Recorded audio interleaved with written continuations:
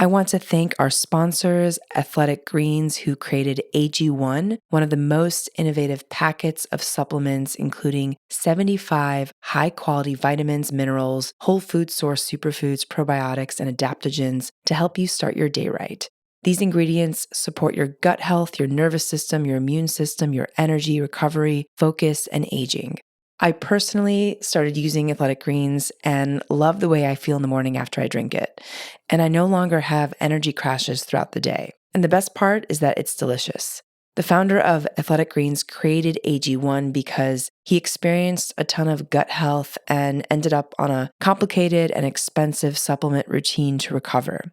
Right now, it's time to reclaim your health and arm your immune system with convenient daily nutrition. It's just one scoop in a cup of water every day. That's it. No need for a million different pills and supplements to look out for your health. To make it easy, Athletic Greens is going to give you a free 1-year supply of immune-supporting vitamin D and 5 free travel packs with your first purchase. All you have to do is visit athleticgreens.com/Yasmin.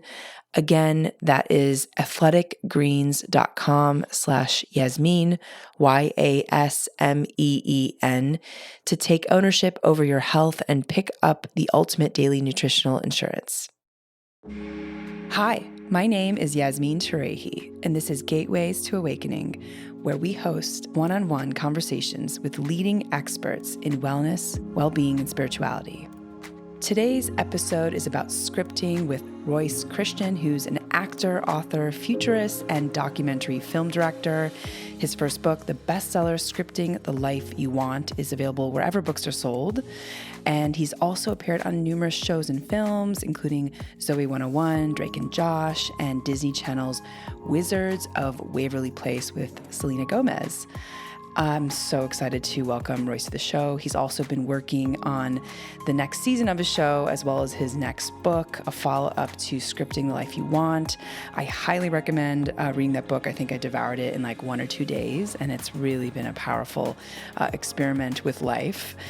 He's also teaching a limited number of special workshops in 2022, so you can find more about him at Royce Christyn. I'm going to spell the last name, CHRISTYN.com.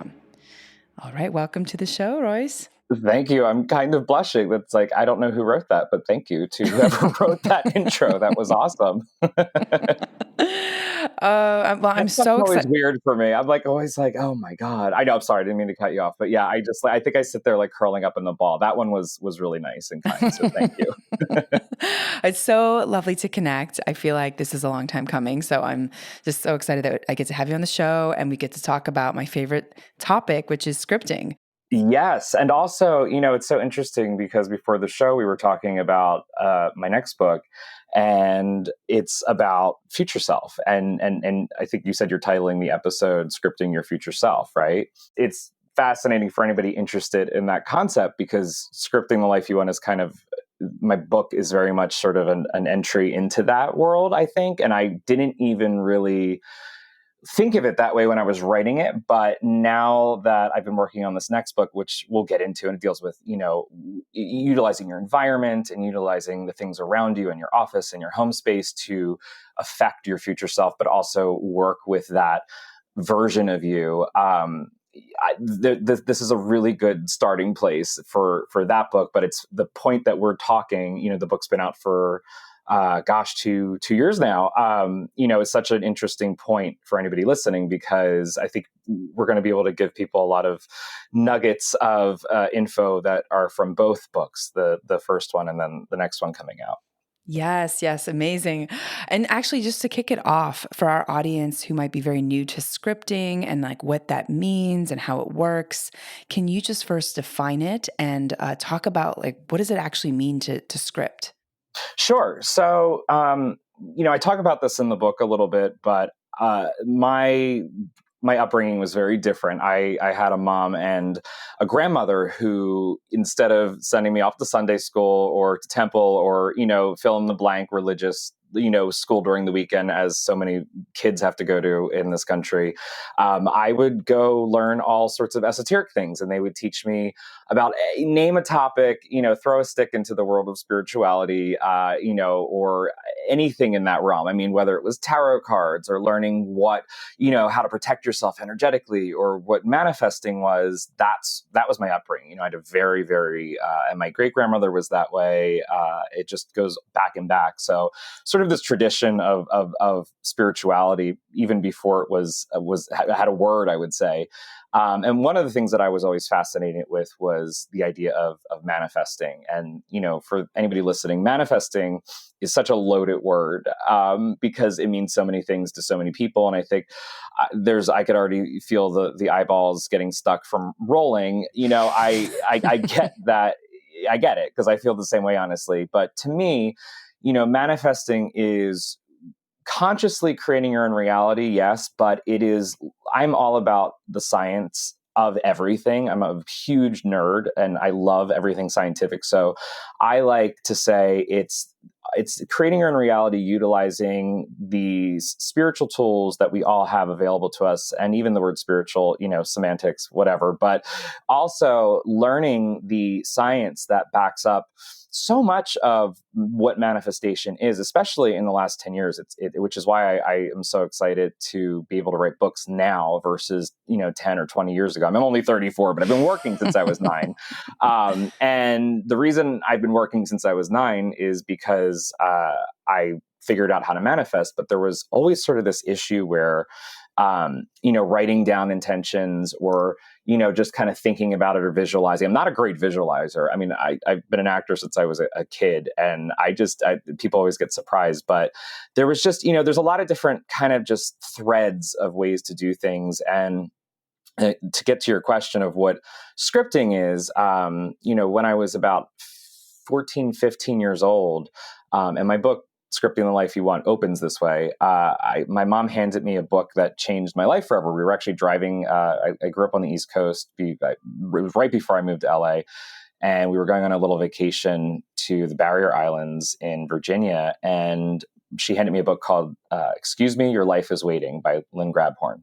And it totally fundamentally changed my life, because I felt like here was the information that my mom and grandma had not told me, and not purposely, but, that there's a very old school style of manifestation, which is about thought, thought, you got to monitor your thoughts and everything has to be positive. And that just felt like garbage to me. Like, it felt impossible. And I know a lot of other people feel the same way. And, excuse me, your life is waiting.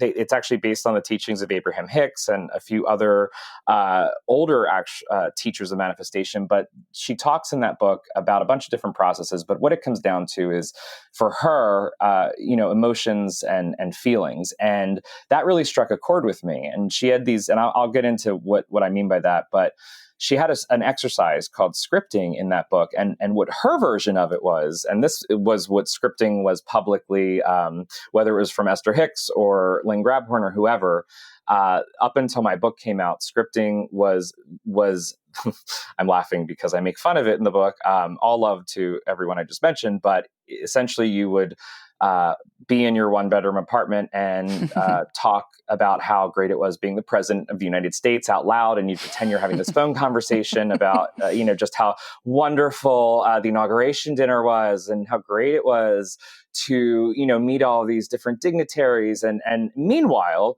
you're sounding like a crazy person because you're talking out loud and by yourself, and your roommates are probably going, what the hell? And also you don't feel very much like you're the president because you're in your one-bedroom apartment on Wilshire. So it's fascinating and funny and weird to me that I ended up writing a whole book on scripting, because my initial reaction to it was, ugh. But I tried it anyway, and it worked really well. And it worked like 5% at the time, which, to be frank, was better than most of the other manifesting exercises that I had, seen or encountered. And, we're talking also about 2003, 2004. So this is about 3 or 4 years before The Secret sort of introduced this idea of the law of attraction to the world. and I had been learning, I was born in 88. So I'd been learning all these sort of very, now I would say archaic ways of manifestation or tools for a long time. So long story short, I was, like I mentioned, I was acting on the East Coast. I moved to LA and I was really fortunate. I had, the whole team, the agents and the manager and the publicist and the lawyer and all that fun stuff. And I just was not getting the work. One time, I think my agent called me the king of screen tests. One year, I think I tested for like 34 different projects, which was amazing to them. But to me, I was like, I would like to actually be in these fucking projects. Thank you. So I was like hell bent, Yasmin, on figuring out how this works, because I was testing all these different methods, and that was like, I always say, my college in a way. I did an accelerated high school program and I graduated early, and I moved to LA at 16. So I was working, but I also wanted to be doing bigger and better things, and my college was sort of just constantly going to the Barnes and Noble at the Grove and buying any new book I could find and devour on manifesting and trying it out. And finally, after about a year and a half of doing a million different things, and some of them working and some of them not, I just had this sort of clarifying experience where I was, lamenting to my friend of how I felt like I was so close to figuring it out, and it turned out I was. And she said, well, why don't you go to your journal? Like, you're journaling, right? Why don't you go back and kind of look at your journal and see what did work? And then Yasmin, it was like the craziest thing I can ever experience. I can't even really explain it. I don't even know if I could do justice to it. I don't know if I do in the book either. I tell the longer version, but essentially it was like suddenly it clicked, like it literally clicked. I snapped my fingers for everybody listening. No one can see me. I don't know why I just snapped them, but I ran to my journal, and what she said was sort of irrelevant, because it occurred to me, oh my God, scripting out loud was the thing that seemed to work the most, but I felt like a lunatic. I would go hide in my, at the time, 96 Corolla, and just sort of like talk. It was a mess. But I realized that, wait, what if I woke up and when I wake up in the morning, I'd already started doing something instead of a want list. People write down what they want. I had already created my own sort of list that I call it a want list, but it's actually an intention list. And that's the first step of scripting, which we could talk about. But basically, instead of saying, I want $1 million, you'd write, I intend to have $1 million or easily receive. But the Right. point is, you want to change the word want to intend, and just write a couple a day. And I had realized also at that point that you want to put in mundane things. I call them the magical mundane. So this was a huge key that was already working when I had this epiphany in the few weeks before the epiphany was, putting in things like, I intend to have an easy time at the grocery store. I intend to have a fun day at the dentist. Like literally the most boring shit you can think of, folding that in with the $1 million and wanting the castle or the, or to end world hunger or whatever it is that you want. Like folding in the small things with the big things was seeming to work somehow. And then I had a second, this is in a notebook at the time. You could do it on your computer or on your phone even. I do it most of the time now. But, I would write about 5 to 7 of this want list. But you'd write it as intention. And then the next page, I would, just do two things from the intention list that I believed were the most likely to happen. And sometimes that could be something really big, that could be one of the big ones. Sometimes that would be just, I would write down, I know that I'm going to have a good day. It could be really basic. So I had that already going for a few weeks, and something was sort of moving and working. And I ran up, as my friend suggested, to my journal, but I already knew. I was like, oh my God, I've been keeping this journal to kind of keep track of all the different, at that point, honestly, it was almost 1,000 different techniques I had tried over years. And I was like, this needs to be a regular journal. And in the morning, first thing when I wake up, I need to pretend it's the end of the day, and I need to think backwards and write as if it's the end of the day and write exactly how my day went. And when I had this moment of clarity, Yasmin, everything changed. So I went from screen testing constantly to, I booked the lead guest star on Selena Gomez's sitcom on Disney Channel, which is something I had wanted to do for, at that point, months. The show was had been in the works, I think, since December, and this was June or July. And it was immediate. And then I started doing this every morning. So I'd wake up, I do just a couple intentions. The whole thing takes 5 minutes, So I did write down a couple intentions, 5 to 7 intentions on my want list. Then I do 1 or 2 beliefs, and then I'd flip the page and I'd date it, and I'd say, okay, it's August 3rd, 2035, or, I'm just thinking forward here for anybody listening in the future. And keep in mind, it is first thing in the morning, and I just pretended it was the end of the night. I said, oh, it was a great day. And you always want to include whatever you've done, and I always suggest people do this before you look at your phone or check your text message. I know I am addicted to my phone like everybody else. Right. I know how hard it is, but and trust me, I very open about the fact that I have ADHD. And if I can do it, anybody out there can do it. So yeah, you would just wake up and you would write it out. That's what I did. I started writing it as if it was the end of the day. And then I still kept my journal at night. And on about the 5th day, I said, well, this is really great. It was working for immediate stuff, but for long-term things, I had this other epiphany where on Sundays, and you can pick any day, a lot of my clients and former students and people that I work with in classes and workshops, they like Sundays. It just tends to be an easier day. You have less planned, you have less scheduled. It's just, you have more time, and you need a little more time for this because normal scripting should take 5 to 10 minutes in the morning. But I wrote what I call a 10-day script. And on, every Sunday, I would just look at the calendar and go, okay, what's 10 days from today? All right. And I would date it as such. And there's, a couple more steps, which people can read about in the book. But essentially, I would do the same thing. I'd write it like a long form journal entry, looking back on the past 10 days. And when I did that, that is when my whole world just, blossomed. And I started manifesting and creating so many of these amazing desires that I'd wanted forever. Okay, I'm so sorry I interrupted you. Oh my God, I feel horrible. Everybody listening, I promise. It's the ADHD. No. This is great. I thank you so much for the backstory and the context. I think just for our audience, just because we have 70 plus countries listening in with very different kind of understandings of this space, I really like to break it down for people so that it feels digestible, and also something that they can implement right away in their day to day. So I'm going to go back to some of the things that you introduced, and then we can talk about them a little bit. So scripting is this process that you discovered where if you write about your day before it happens, like right away, you start with first an intention of how you want to feel, and then what your beliefs are about the day, and then you actually write a diary entry as if the day already happened. You also write your actual diary entry at the end of the day to sort of compare notes. So that's one piece of it, which is I would call it daily life scripting.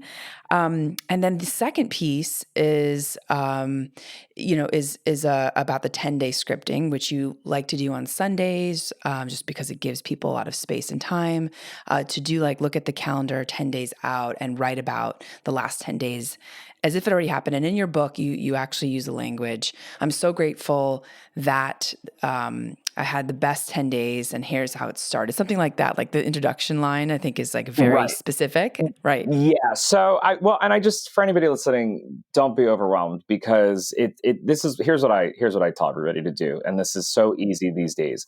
I still go to a pharmacy or grocery store, wherever you can get those, those dollar or 70-page notebooks, that spiral notebooks. Get two of them. And one of them is going to be your nightly journal. And in your journal, just do it. It doesn't have to be pages and pages long. It could be 5 sentences. It can be however long or short you want it to be. And just write how, at the end of the night, just write how your day went. Do that for a couple days. And then after you get used to that and sort of in that flow of just writing a paragraph journal every night, look to the other notebook when you wake up in the morning. And you're just going to do 3 very quick things. And the first one is a want list, which you write as an intention. So just write 5 to 7 intentions, not just for the day, though. These can be really big things or really little things.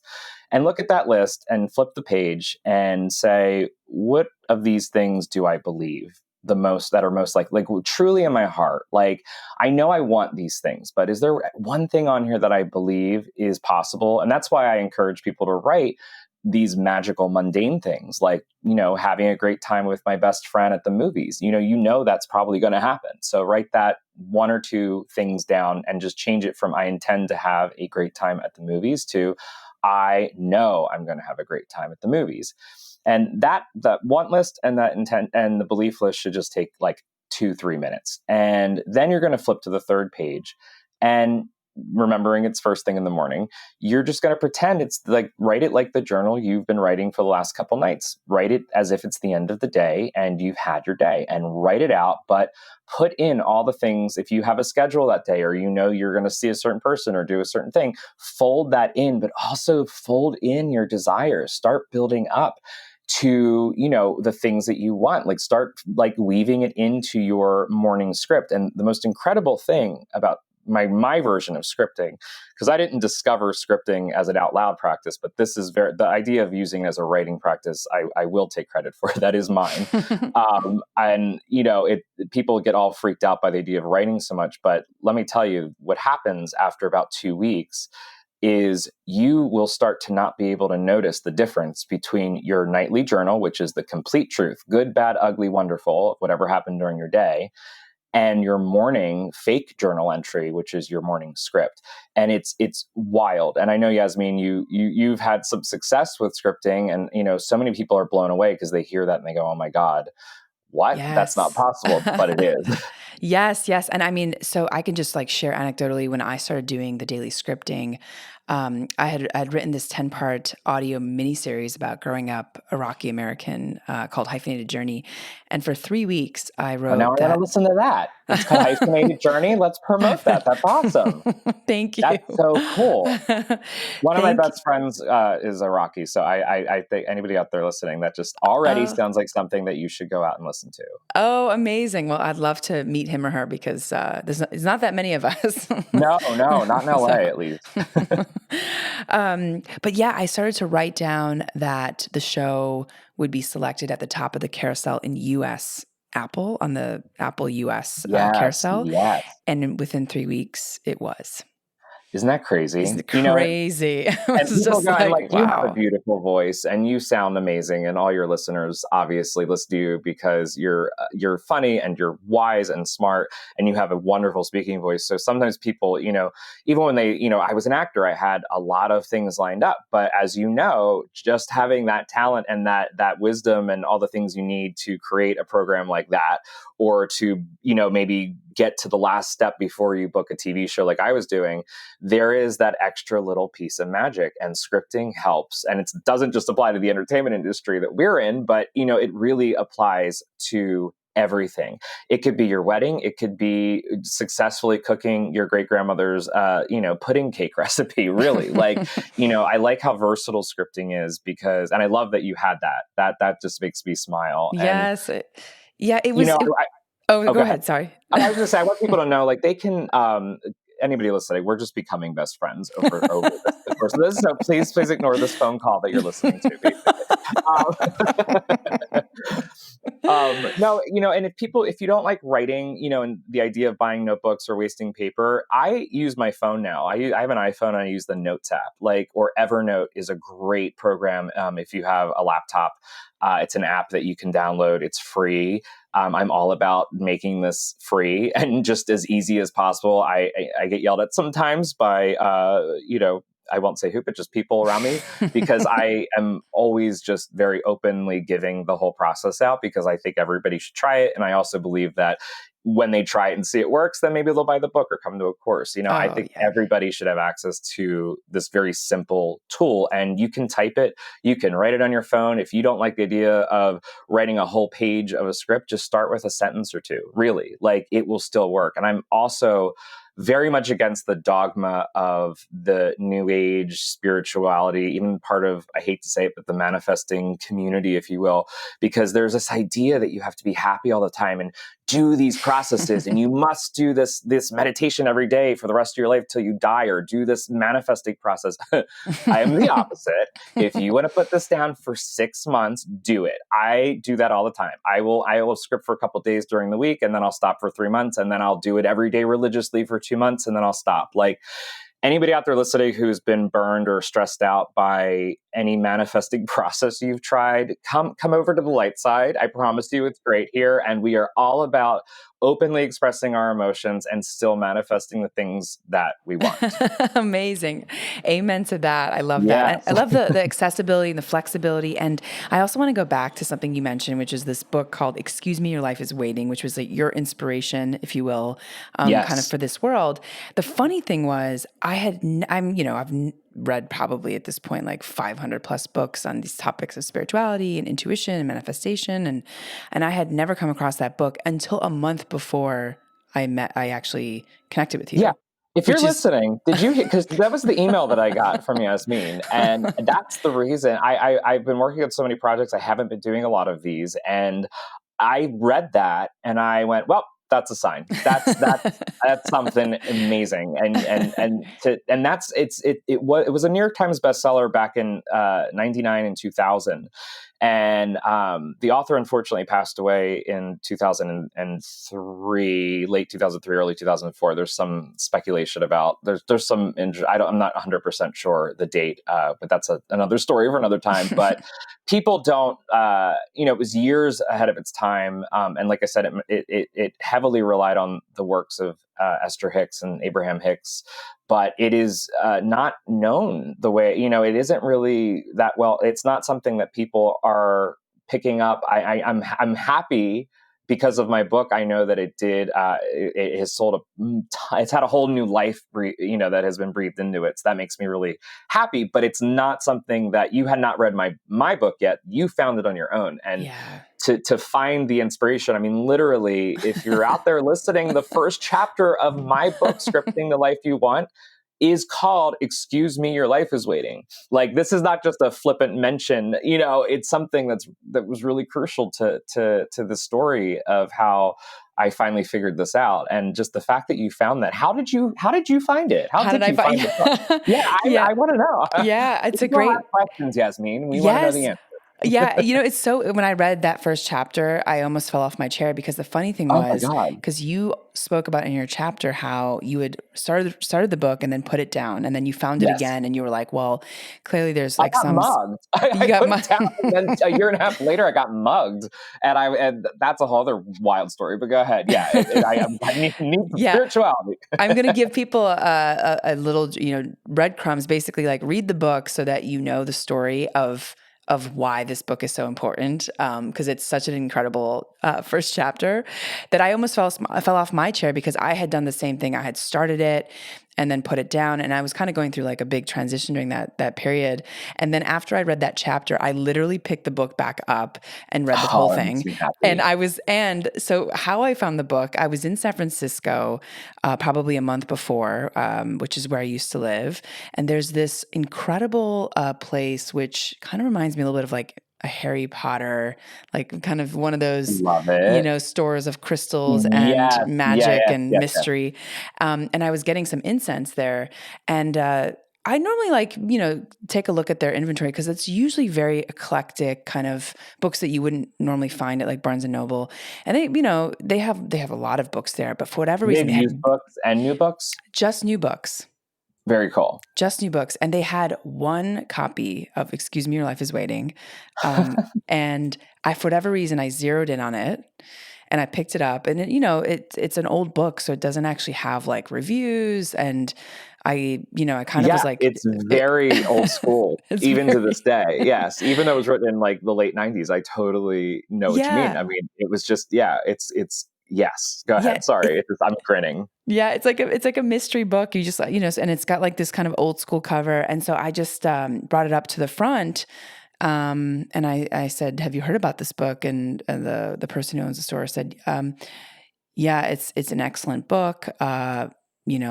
I just keep ordering copies because people seem to keep buying it. And so I just said, okay, let me try it. But I thought it was so powerful because she makes it very fun and accessible to kind of understand this world. And also, so your work, which is like taking scripting, but then also feeling the feelings of that, is like both of those combined, I think for me at least, felt awesome. Just like being able to kind of write about it. And I want to actually switch to this concept of the reticular activating system, because I first learned about that in your book.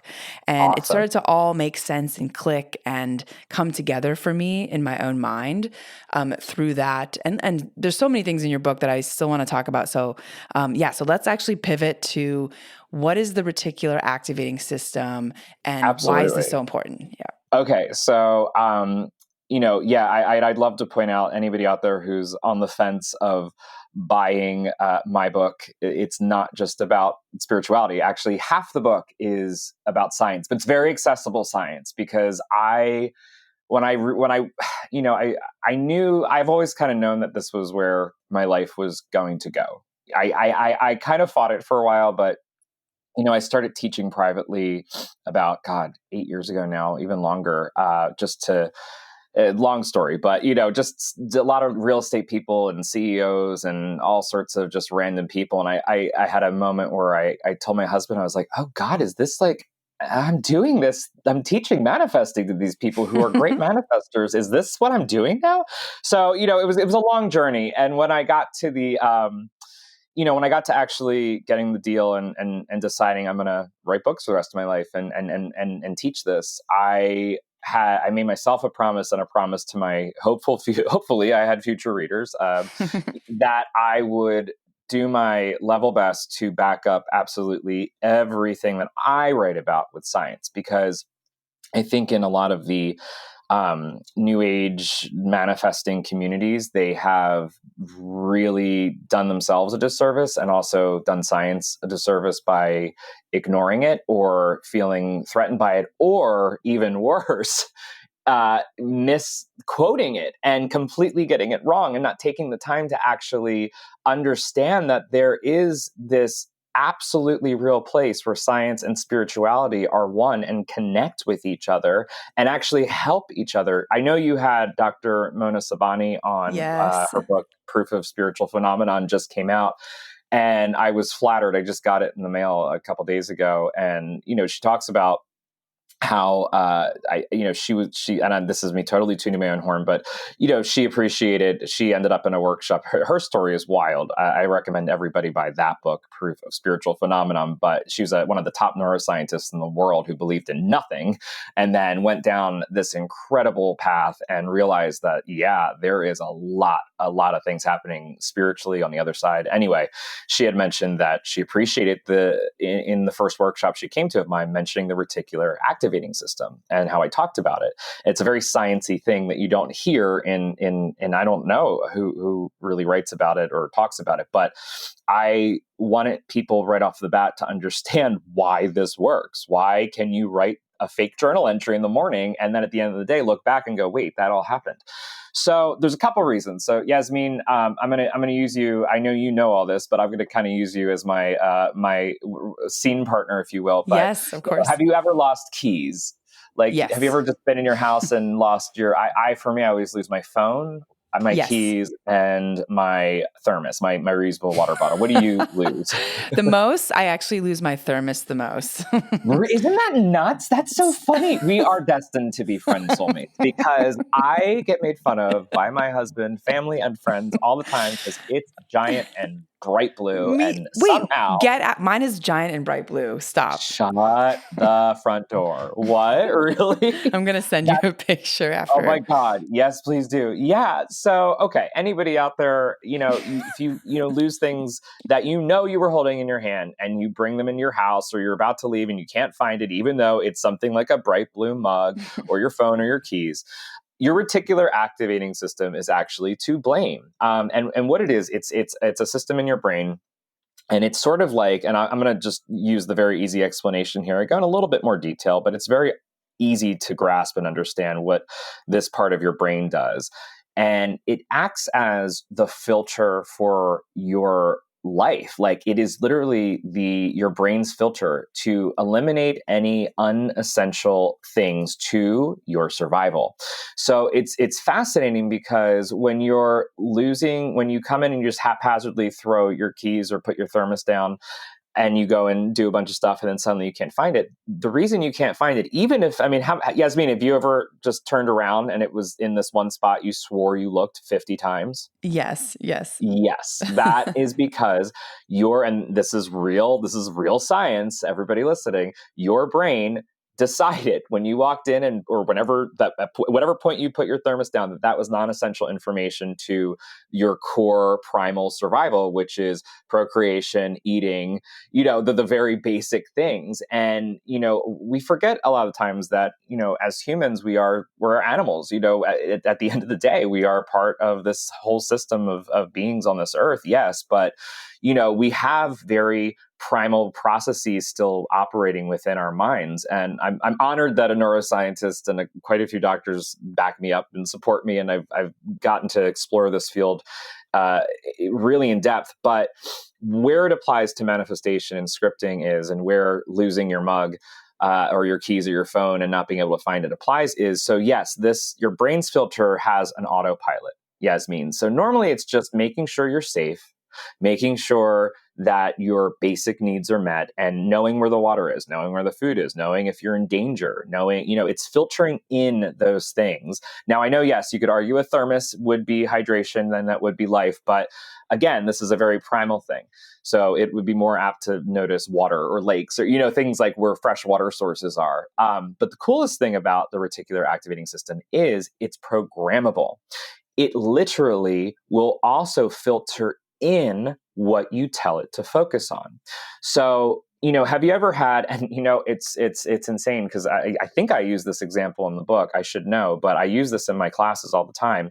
If I say the old example was the Queen of England, but I'm not going to use that one right now because unfortunately she's everywhere. And I don't mean to, I'm not going to be getting the politics of all of it. You know what I mean? There's news everywhere. So no one's going to get blown away by this, but let's do, what was your favorite cartoon character as a kid, Yasmin? Ooh, favorite cartoon. Or now. I the Ninja Turtles. What was his name? There we go. Michelangelo. Yes. Okay. Michelangelo. It's a fantastic example. Okay. So Teenage Mutant Ninja Turtles, the Green Guys, cartoon series, awesome show. And Michelangelo was one of the main turtles, but also a very, very famous artist and scientist in the Renaissance. Okay. So if you're listening out there, I'm going to just keep saying Michelangelo, Teenage Mutant Ninja Turtles. Say the name of the show one more time, Yasmin. Teenage. You know what I'm doing to everybody listening, right? You know what's happening right now. Just do it. It's Teenage Mutant Ninja Turtles. Teenage Mutant Ninja Turtles. Okay, so now if you've listened to the show, you are going to get to experience your reticular activating system, your RAS or your brain's filter, because I can promise you in the next 72 hours, you are going to see Teenage Mutant Ninja Turtles in one form or the other in at least 3 or 4 places, or you're going to hear the name Michelangelo or read about that painter or that artist. You're literally going to see it because we have now, through talking about it and saying Teenage Mutant Ninja Turtles, I can't even, that's like a tongue twister, huh? We have programmed your brain's reticular activating system to be aware and look out for Teenage Mutant Ninja Turtles. And the coolest thing, though, is you can program and deprogram your reticular activating system. And why that applies to manifestation is when you are writing your intentions in the morning and writing your script, you are literally programming that part of your brain to open up and look for all the opportunities, experiences, or things related to the desires you want. I'd love to tell a very quick, even for me, I promise, story that's not in the book. Please, yeah. About a realtor I worked with a few years ago who ended up getting her first multi-million-dollar sale kind of using her reticular activating system through my scripting. Please tell us the story. This is cool. I love this story. I was so mad because the book was written and then this happened and it was too late to put it in. Okay, so I work with a lot of real estate firms all over Southern California. They'll bring me in. I'll do, a day or 2 long workshop, whatever, yada, yada, yada. So I like to change it up. I'm very much, I like to ask my students what they want to learn about, or clients. I kind of want to feel where they're at. And a lot of times they have things, especially in the real estate world a few years ago, not as much right now, but that they're stressed about. So this one lady, she was lovely and she was younger. She was probably in her early 20s. And This was a really, really, really high end Beverly Hills on Sunset Boulevard, like one of those offices, Yasmin, like Right. the big wig, like on the strip, like on the Sunset Strip offices. Okay.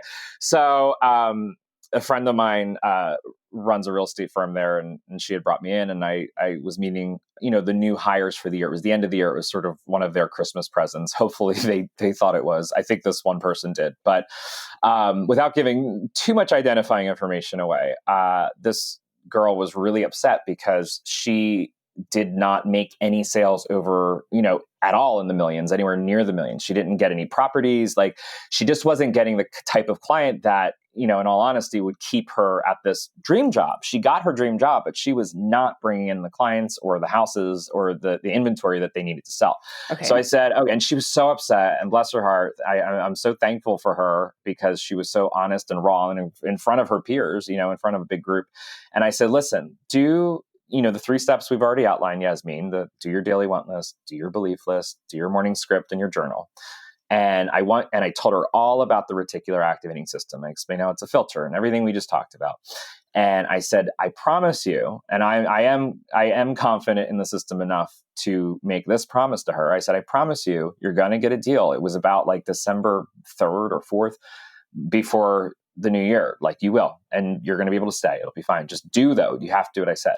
So she did it diligently. And it wasn't even, I think it was about a week and a day later, she was on her way to get her coffee. She always walked to the same coffee shop, same route every single day. And on the way, it was a pretty, it was kind of like a lunch coffee break, if you will, because it was like an hour she would get each day. And she walked past these same stores, and there was a bookstore that she passed every single day. And this one time, after doing this process for a week and a half or a week and a day, and getting to know her brain's filter, the RAS, she noticed that a very, very well-known, I can't say his name for obvious reasons, but someone we would all know in most countries, person was giving a book talk and known for being very wealthy and very smart. And she loved this guy. And instead of getting coffee, she ran in because he was giving a talk. He was there. It was advertised, big poster on the front. And he was right at the end of his talk, but she got to see about 10, 15 minutes. So she was excited. And afterwards, she made her way up to him. And they got to talking. Long story short, she almost got in a ton of trouble because she was so late going back to work. But he loved her so much. He had a property. He doesn't live here full time at all, but he had a property worth quite a bit of money in the high millions, and offered to let her sell it for him. And the craziest thing about all of this was not that she got her manifestation of getting finally that $1 million property, which she ended up selling, by the way, and not meeting this idol of hers, but was that the bookstore, the clerk, I don't know if it was the owner, I think it was just someone who worked there. She asked, why wasn't this poster out? I would have come and been, they go, it's been out there for a month. So she had been passing this poster that literally she almost missed, but she didn't. It changed her whole life, because she got the thing that she wanted, and she was able to stay, and she's still there. Actually recently talked to her for the first time in a couple of years, and she uses it, the scripting process all the time. But what had happened was she didn't write down, Yasmin, I intend to see this famous person that everybody knows and loves, and I love too, at a bookstore. She was intending to get $1 million listing. That was her intention. And what her brain's reticular activating system did was it was now on high alert. She had been writing it every day. It's like programming a computer. It knew to look for the opportunities or the people, or, it expands past what you write on your intention, because if your intention is clear, which hers was, it was looking for opportunity. And, you could argue that the reticular activating system is one of the core pieces to what people call the law of attraction or manifesting, because if you figure out how to program your brain's RAS, this filter, which PS is very easy. Don't trust anybody who says it's hard. Run if they do. It's just as easy as making a list. That, that might be the big key here to understanding a lot of how manifesting works. And there's my short story that was very long, but I think it will help a lot of people. Yes. I love it. I think I'd also love to share, maybe you can walk us through an example for people. What are the 3 big topics that everyone wants to manifest? Home is one, maybe a nicer, bigger home. Maybe it's health, wellness, It's so relationships? interesting. It's changed recently, you're the first person to ask me this in a long time. And I changed for the better, I would say. So I've been so busy with the book and then my TV show, and just, I haven't been able to do as many classes. I had to stop doing one-on-ones. I might do a few next year. We'll see. But I love doing workshops with people, especially on Zoom nowadays. Oh my God. One class I had 22 countries represented. That was the coolest thing ever. But, the wants have changed, I think, just as a result of just the pandemic and whatever's going on. I mean, so many countries are having so much political stuff going on in every way, the war, and it's fascinating because before I would have said yes, home, money, health. That's the main three. But it has changed, and really, it's amazing. There's sort of this altruism happening, because I always dig deep with people and I go, well, what do you want? Okay, let's get through that. Why do you want that? And once you really dig down a little bit, you find that people really want to help the world right now, or help. I don't know what the word is for it, Yasmin, but people are being very altruistic. There's this sense of wanting to give back to the community, to the world, to certain countries. And it's fascinating to me because, the one thing, I mean, let's face it, about the world of law of attraction manifesting, it's very I driven. It's very much about, and that's fine. That's great. Whatever. It's very much about giving yourself things, giving yourself a house and money and a car and love. And this shift of one of the core things being, I want to make sure all these kids are helped or fed or, healed, or all of these people are safe. And it's been a really interesting pivot, and I'm kind of excited to see where that goes. But right now, I would say the top three are health, home, finding a home, and that kind of ties into money. Honestly, both of those things, and finding a way to make an impact with the world, whether that's their small community or on a greater scale. Oh, that's so beautiful. I love that so much. Makes I know. me, I have like almost teary eyed because it's you're the first to ask. I've been telling my husband and a couple friends for a few months now. I'm like, something is changing. It's a beautiful thing. I love it. oh, I love that so much. it's interesting. I've noticed that as well. I think that as a human race, we're just like not the same. We're not the same coming out of the pandemic. And how can you be, right? No. And I think there's, Yeah. I mean, no, we're not the same. And yes, you're right. Yeah, it shifted everything. That was what was wild about even my book. It came out. The release date for the US was April 7th, 2020. And we were we had a whole literal world book tour scheduled. And it just was completely, which I had to be, was just scrapped. I mean, I remember recording the audiobook a month before the book came out, the first week of March. And just every day it was my publisher and my publicists were writing me and going, okay, this is going to be pushed up. Okay, we're canceling this. And I was like, oh no. But I loved that. People, it turned out, like to read or listen to audiobooks during the pandemic because I think I've met so many people, even Dr. Mona Sabani that I mentioned earlier. I met her because I had to switch one of the East West Books in Palo Alto is one of the best and the biggest, I think, spiritual bookstore in the country.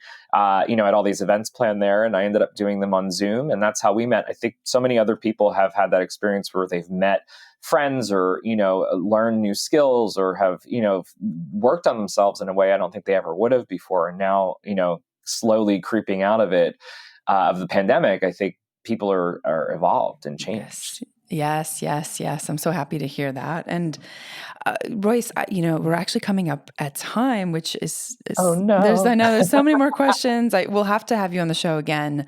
Yeah, I'd love to definitely talk about everything future self. And I still wanted to talk about the Reddit group of Randonauts, but I think, I'd love to actually, before we sort of transition into closing, talking about memes and the importance of memes. Yes. Yeah. Go ahead. Do you want me to just kind of talk broadly? Because people hear it and they go, what? Yeah, please go ahead. Yeah, maybe introduce what you mentioned in the book and any other reflections you've had. Sure. Yeah, it's so if you want to know the truth, memetics is something that reminds me of a T-Rex, or a picture, fill in the blank, giant animal, wild animal that we meaning the scientific community, some of us in the spiritual community don't quite know how to tame yet. And what that really means is that it's something that is, I think, going to provide a ton of answers. And it reminds me of some of the breakthroughs happening in medicine right now.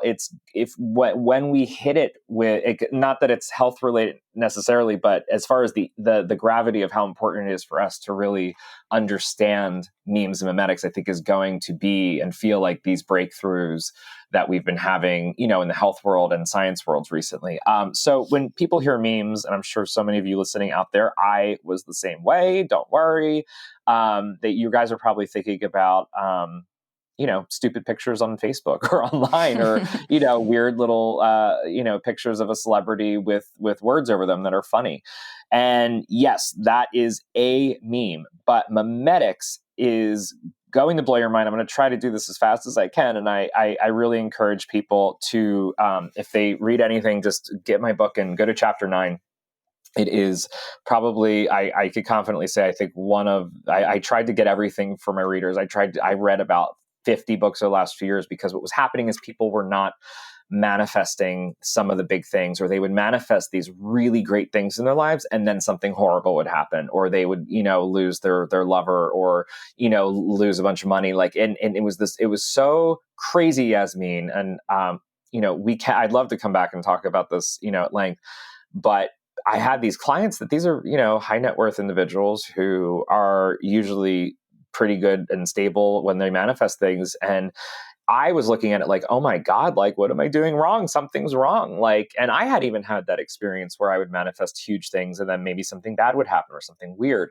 Come to find out, as I'm talking to, in some case, some of these billionaires and these very, very wealthy or famous people, that, oh, that's normal. And I'm like, that is not normal. Like, they were saying to me that happens a lot. Something really bad will happen after they create something really good, whether they used to refer to it as manifesting, now they do. And I was like, no, there's something wrong here, everybody. That sounds pretty horrible. You guys are all just okay with this? Okay, nope, I'm going to figure this out. So I'm a research nerd, science nerd, and I stumbled basically upon this world of memetics. Now, what memes are is I'm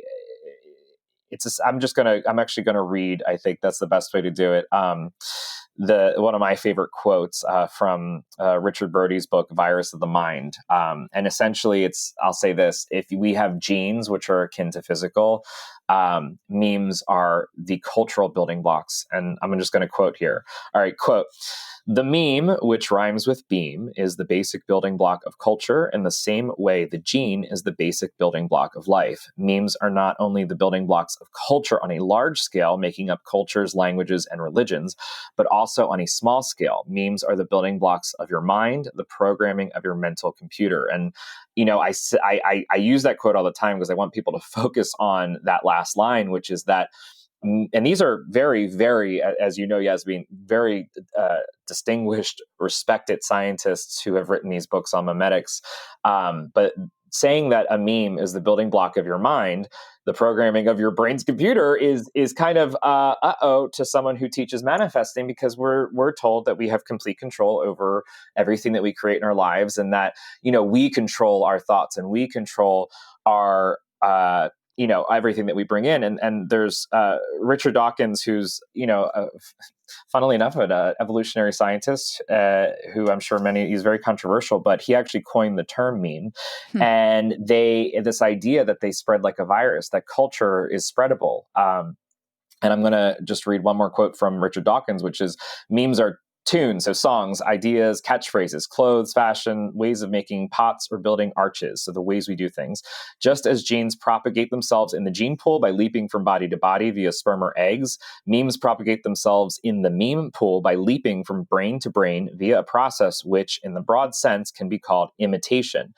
If a scientist hears or reads about a good idea, he passes it on to his colleagues and students. He mentions it in his articles and letters. If the idea catches on, it can be said to propagate itself, spreading from brain to brain. So when you think about what do we call it now, Yasmin, that was written, by the way, in the 70s, Wow. which, my God, for almost 50 years ago, because I think it was very early 70s. But what do we call it now, Yasmin? Um, we call it, Viral. yeah. Things go viral. And what really is something that goes viral? And it's so much bigger than that. But I think since we have a small amount of time here, it's important for people to understand. Essentially, memetics are spread through imitation. So, even you, I spread the meme of "Excuse me, your life is waiting," and so did I. That book, just it's how we talk to each other. It's songs that get stuck in your head.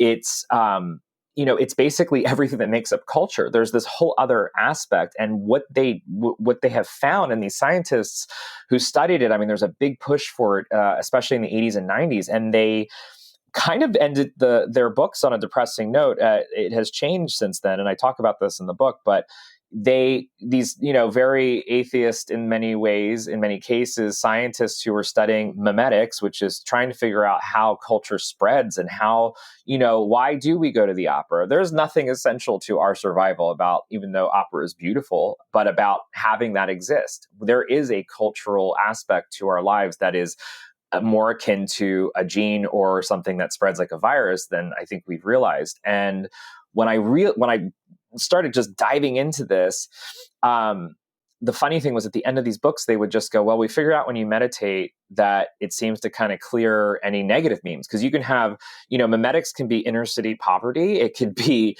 poverty in general. It can be war. Memes can also be positive things. It can be, going to the doctor. It can be creating a new medicine. It could be, going to the spa. Like, these are all cultural habits we have. And they're so ingrained into us that what I discovered is they affect our manifestations. And that was very, I guess, upsetting and groundbreaking to some people when I publicly said this. But, as it turned out, it was true. And I knew it was, because this whole idea of, well, we create everything in our reality. If you've attracted something bad, then that is on you. Doesn't hold up when you look at the science behind memetics. And the great news is, this was years ago, I figured out a way to undo any of these memes, if you will, that we all have them. The many of them are good. The fact that we brush our teeth is a good meme. These are just, think of it as a cultural or societal habit or thing that we do, or thing that you do every day. And there's so many, and the way I talk about how they get layered in, and yes, there's the people who go, oh, it's all mind control, and we're all programmed by advertisements and ads and everything, and like, those are memes. Everything is a meme, basically. I mean, images especially, I love to talk about, because our brains, we think of them in these supercomputers. They are, but there is still, once again, tying back to what we first talked about in the beginning, this very primal aspect. And I always liken words in a way, when we're talking about memetics, and it's funny because I wrote a book on scripting, but words in a way are the equivalent of trying to shove a DVD into a VCR player. Meaning the way that our brain takes in information, that it soaks it in the fastest, is actually through pictures and images. And look at how we started out communicating, Yasmin. Hieroglyphs. Look at the pictures, the cave paintings, the way that we've communicated memetically and just societally and through culture is through pictures. So what I had to sort of rationalize and kind of bring together was, how do we use scripting, but then fix this thing where we're having some weird stuff. Not everybody, but would have weird stuff happen. And I discovered the intersection point between memetics and the science of memes and memetics and manifestation. And there's a really simple tool, which is a sort of a vision board on steroids, if you will, that I created that helps people undo any negative memetic things that might be going on in their lives. And it works really well, and it's really simple.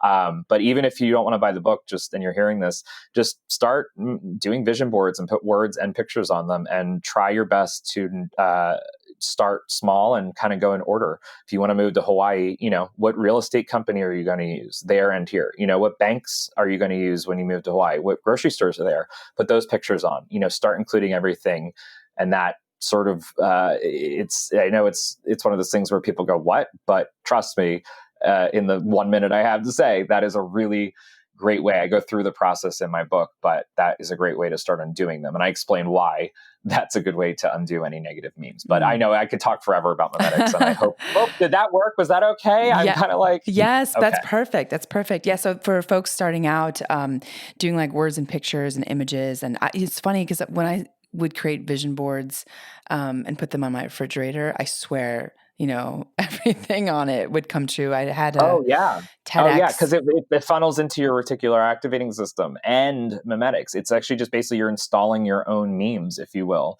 And I'm talking about, like I said, it's a very different kind of meme than what most people think of. And that's, I think I always say, like the most clever thing that if memes were alive, that they've accomplished is convincing the world that they're just funny little pictures and not the culture that we like rely and reside in. Yeah. And it's so interesting. I mean, it's like really, when you dissect your thoughts, like we're always creating these like pictures and images of what things represent in our mind. Yes. So it is. We're getting fed that too. We're getting fed that. And I don't mean in a conspiracy crazy way. Like, we are getting fed by our own. I mean, we do it to ourselves too. And it's not all bad. Like, but we do, we put in images, whether we're watching TV or reading or whatever. Like, like you said, we're always we have these images kind of playing in the background, but they affect not just our behaviors, but also, if our behaviors create and our thoughts create our reality, and that is what equals what we manifest, then understanding how important and impactful memes are, and also just images and words in general. I tell people to look around their house. It's a really easy, fun thing to do. And if, you'd be shocked. I was shocked the first time I did it, like how many weird words we have up, or lonely looking people, or, people that look sad, or just very angry images. Take them down, put other stuff up, put stuff that's happy, uplifting, and empowering. Even if you love that painting that's so heartbreaking and sorrowful, you might want to take a look at where your life is manifesting wise. It sounds crazy, but those very little switches help a lot. Oh, yes. It's so, we had Marie Diamond on the show, and she does like she's one of my teachers. She's a great friend. Oh, no I love way. her. Wow. Yeah. When did you have her on? It must have been like a year ago. Yeah. She's great. We're actually going to have lunch next week. That's so funny. Oh, that's so funny. You'll have to tell her that I say hello. She's I wonderful. absolutely will. That's so great. If anybody out there is listening, if you want to learn it's not just feng shui, because I actually am, I learned dowsing from her, and it just will change your whole life. She's one of the top, and I'm seriously saying this, best teachers of all things spiritual that I've ever encountered. The fact that she only got 5 minutes in The Secret is a crime. But she is one of the, you can learn, even if you don't care about feng shui, you will learn so much. There's so many talks online. I cannot give her enough credit. She has guided me in my journey, especially over these past couple years, so much. And she's just a fantastic resource. Oh, I love hearing that. Yeah, I had such a strong connection with her as well. Her work really, that doesn't surprise me. Because you and I have one, and she's the best. Oh my God. Amazing. So Royce, where can people find you? You have obviously a TV show as well as a book. Where can we find all this great material? So you can go to my website. So it is my name, so it's like a Rolls Royce. It's ROYCE. So think of Rolls Royce, and then thank my great grandpa for the Christian spelling, but it's like Christ YN. So CHRISTYN. So RoyceChristyn.com. The book is Scripting the Life You Want. There is I think, if I'm almost afraid to say this, but I'm pretty sure if what my team told me is correct, you should be able to go to scriptingbook.com pretty soon, and that will take you to my hard to spell name website. But it's RoyceChristyn.com, and I'm on I'm on social media. I'm trying to get on there full time, but you can find my book wherever books are sold. And I'm so excited because this is my first book, and it's been translated into Spanish. It's going to be released globally October 4th. Scripting the Life You Want is coming out in Spanish all over the world, and it's also going to be not only in print wherever books are sold and on ebook form, but the publisher hired an incredible voice actor to do the Spanish audiobook for this, because this is one of those books that's really great to listen to via audiobook. I'm not personally a huge audiobook person, but once I saw the response from my own book and audiobook, I understand how this book specifically can help people, because you could sort of, listen along and also do the processes along with me. I also have a YouTube channel. I believe my show airs in the UK, but I believe I have to talk to my producer, but I think it is in October that the episodes from the first season should be available. And I'm on streaming. I think it's going to be. I don't want to jinx it, but I will have an announcement on my YouTube, and I know there will be a few episodes from season 1 up on my YouTube. So I'm very excited about that. But if you are in the UK, it's on Sky Showcase. We are moving to Monday nights, but it's not on right now till November. So check out my website for the full time and date and channel and all that good stuff. But I think season 1 should be available here in the States to watch. And I love it because people can learn all about scripting, but I interview scientists and spiritual people, and sort of Marie was on that show too, but we had Frances Fisher, who was in, of course, Titanic, one of the biggest movies of all time, and she had one of the best manifesting stories I've ever experienced, and that's one of my favorite episodes, and that's going to be available on my YouTube pretty shortly. So we had all sorts of fascinating guests, and I hope people will like it and buy the book and listen to your show, because your show is amazing. Oh, thank you so much, Royce. And we'll include the links in the show notes so that people can navigate and find it very easily. But I'm personally very interested in the show, so I'm super excited to check it out. And I'm also excited about your upcoming book, the new book. And I think just for good measure, I'm going to reread your current book because I think it's thank you. Yes, I'm very excited for the new book. I always say, if an artist does well, their second album, a lot of times it used to be that was the bomb, but now that's when they tour. Like if they have the second album takes off, that's a lot of times the one. And I feel like people are going to really respond to this in a different way. I hope it's the equivalent of the album that lets the band tour. So we'll see. I'm happy with whatever, but there will be a tour no matter what, because authors get to do that. But you know what I mean? Yes. It's not titled, but it is going to. It's all new and very easy to use information. But I'm my own guinea pig, and so is my family. I've done more in the last 3 years researching this. My life has changed for the better in more ways, to the point of having insane things like getting checks for $200,000 completely unexpectedly, seriously, in the mail, which will be in that book. Like what I learned and figured out, this giant key is going to help so many people. So I'm so excited. It's untitled right now, but it'll be out next year. So just keep an eye out for that. And of course, you'll know all about it, Yasmin, until you're a listener. Yes. Oh, now I'm intrigued. What's the giant key? You got to read the book.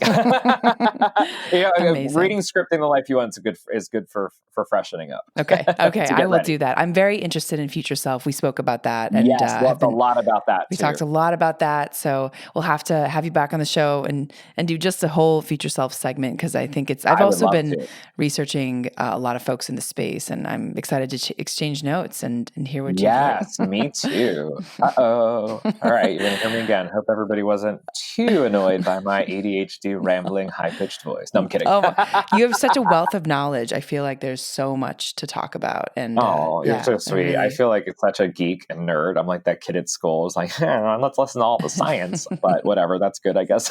People are responding.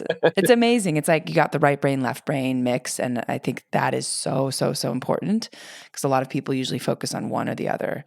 So that's what you have too. I think that's what makes your journey and your podcast so awesome. So I'm grateful for you. Thank you, Royce. Thank you. And for our audience, thanks for joining and for listening. In this episode, we learned about scripting your future self with Royce Christyn, and you can tune in to Gateways to Awakening, where we host one-on-one conversations with leading experts in wellness, well-being, and spirituality. Thanks again.